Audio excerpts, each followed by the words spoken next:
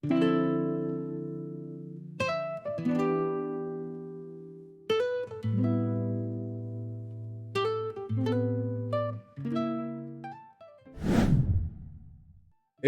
est-ce qu'on continue ou pas? Moi, j'ai bien envie de continuer parce que j'adore blablater et je vous ai préparé d'autres sorties. Là, c'est la deuxième sortie récente. Peut-être que certains ont reconnu le monsieur qui est affiché à l'écran. Who are you? Kay Tronada. C'est Kate Ranada. Kate Ranada, c'est qui? C'est un artiste, beatmaker, DJ canadien d'origine haïtienne et il revient en ce mois d'août avec l'album Ain't No Damn Way. Voilà.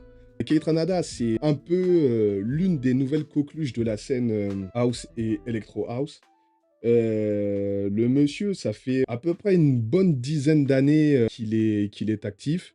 Moi, je l'ai connu avec un album. C'était pas un album, c'était un projet, c'était une sorte de EP. C'était un EP sur lequel il y avait pas mal de remixes de titres R&B. Il y avait du Janet Jackson, il y avait du Tidra Moses. Et vraiment, c'était un EP qui était les productions étaient vraiment atypiques. C'était atypique parce que c'était à la fois très R&B, normal puisque c'était la matière de base qui était utilisée, mais il y avait un côté, house, mais qui n'était pas c'était pas des remixes house tels qu'on a l'habitude d'entendre. Là, c'était avec des rythmiques, house mais syncopées, avec, des oscillations dans le son. Des fois, on avait l'impression que le son, partait, revenait et cetera, avec des basses aussi assez atypiques, assez grasses, assez surprenantes, profondes et cetera. Un peu, je sais pas. Je vous propose en tout cas d'écouter parce que c'était vraiment atypique.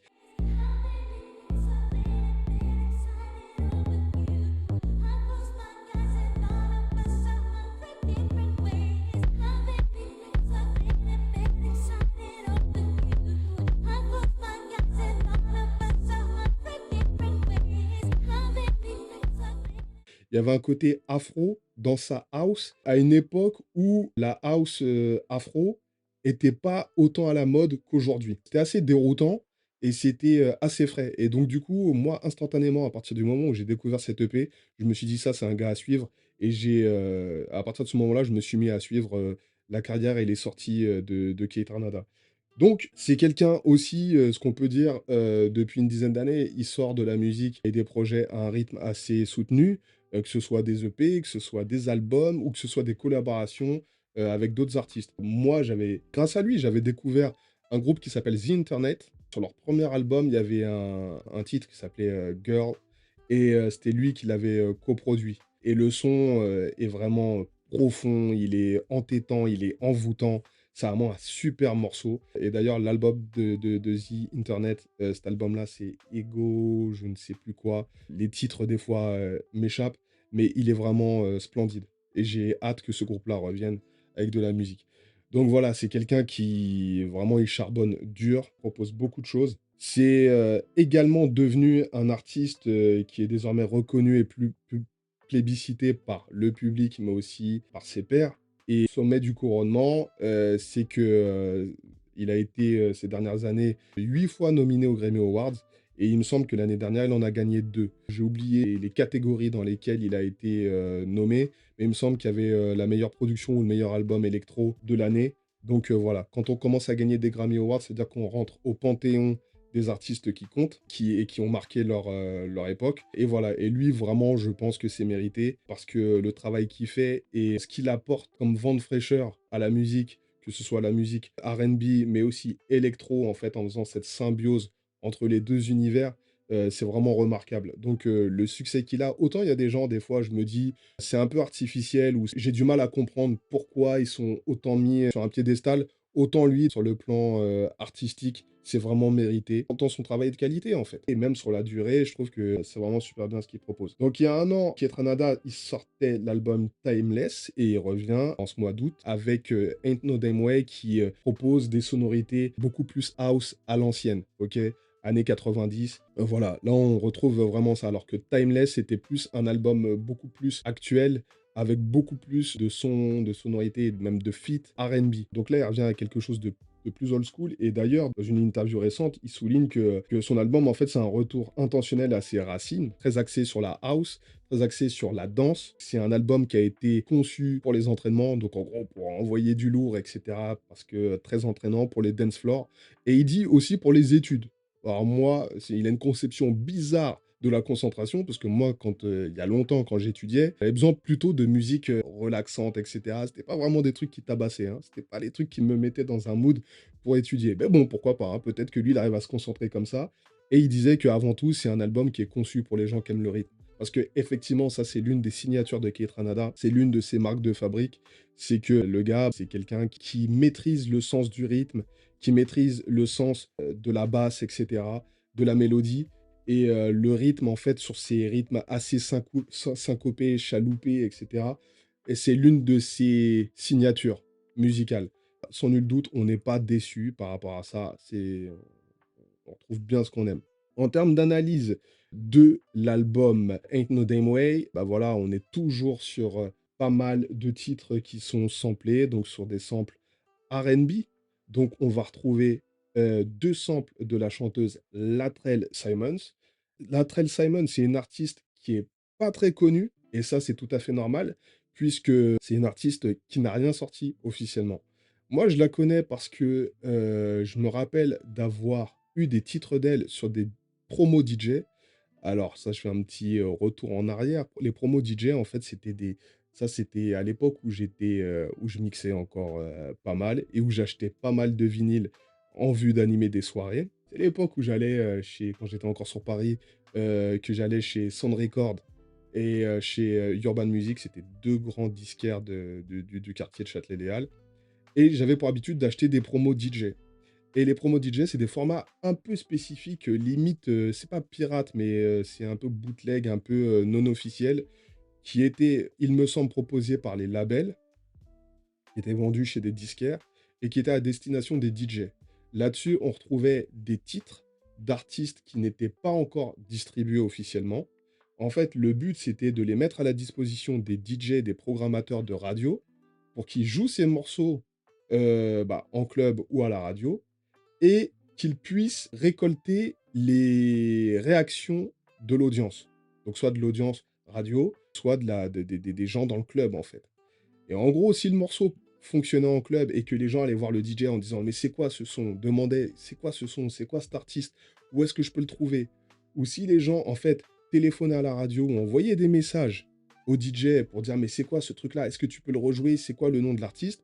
Ça permettait de faire remonter au label pour leur dire: «Écoutez, il y a des bons retours du public par rapport à cet artiste-là. Go, vous pouvez commercialiser, en tout cas, vous pouvez distribuer cet artiste.» Et en gros, la Trell Simons, elle avait enregistré des choses avec, en plus, excusez-moi du peu, hein, avec les Neptunes, donc le duo Pharrell Williams et Chad Hugo, mais aussi avec Babyface, et ça n'est jamais sorti. Et ça, je trouve que c'est un point intéressant, en fait, à commenter. Là, je vous mets les têtes de ces messieurs, des Neptunes et de Babyface. Le point intéressant, en fait, par rapport à ça, c'est que, en fait, ça montre la curiosité d'artistes comme Keith Ranada. Parce qu'en fait, voilà, on le sait que beaucoup de beatmakers, eux, leur matière première pour composer de la musique, c'est sampler. Donc en gros, le sample, pour ceux qui ne sont pas familiers avec le terme, c'est de prendre un disque, par exemple un Charles Aznavour, d'écouter chaque portion de chaque morceau pour voir ce qu'on peut isoler. En gros, une batterie, une caisse claire, une grosse caisse, un breakbeat. Un breakbeat, ça va être une boucle de plusieurs mesures de batterie, de rythmique, ça va être une mélodie, etc. Le producteur, en fait, va repérer un échantillon, va l'isoler et va s'en servir pour produire une nouvelle instru, un nouveau morceau. En gros, c'est comme ça que fonctionnent beaucoup de beatmakers, en tout cas qui samplent. Et ce qui est intéressant sur cet exemple-là, c'est de voir que des mecs comme Keith Ranada sont geeks au point de, ok, ils produisent beaucoup de musique, mais surtout, ils en écoutent énormément. Et en fait, pour être certain de se distinguer et de ne pas utiliser des échantillons qui ont déjà été utilisés maintes et maintes fois sur d'autres productions et par plein d'autres producteurs, c'est des gars qui vont aller chercher des trucs qui sont même pas sortis, en fait. Ils vont aller chercher vraiment l'exclusivité, des morceaux qui sont difficiles à trouver, qui sont inconnus du grand public, justement pour les surprendre et amener quelque chose qui n'a pas été fait auparavant. Et ça, je trouve que c'est vraiment intéressant en termes d'analyse sur la façon dont travaillent des beatmakers comme Ketranada. Donc, sur l'album, du coup, il y a 2 prods de Latrell Simons. Il y a aussi une prod qui est un sample de Barry White et de Love Unlimited Orchestra. Le morceau qui a été samplé, c'est You I Adore, et il a été utilisé pour le morceau Shine Your Light for We. Et il y a un autre sample qui est crédité, et de toute façon on le reconnaît directement. C'est un sample du morceau Let's Do It Again du groupe TLC. C'est un morceau qu'on retrouvait sur l'album Crazy Sexy Cool sorti en 1994. Le morceau qui reprend ce sample, c'est Do It Again sur l'album Ain't No Damn Way de Kate Ranada. Donc le morceau, il est quasi identique, hein. C'est un remix, mais on reconnaît parfaitement le morceau. Il n'y a pas de subtilité, vraiment. Il n'a pas pris juste des micro-touches du morceau original, on le reconnaît bien. Et dernier sample qui est crédité sur l'album, c'est un sample de Jay Dilla sur le morceau Don't Worry Baby, I Got You Baby. Mais par contre, j'ai eu beau tendre l'oreille, j'ai pas réussi à retrouver quel était le son de Jay Dilla qui avait été play.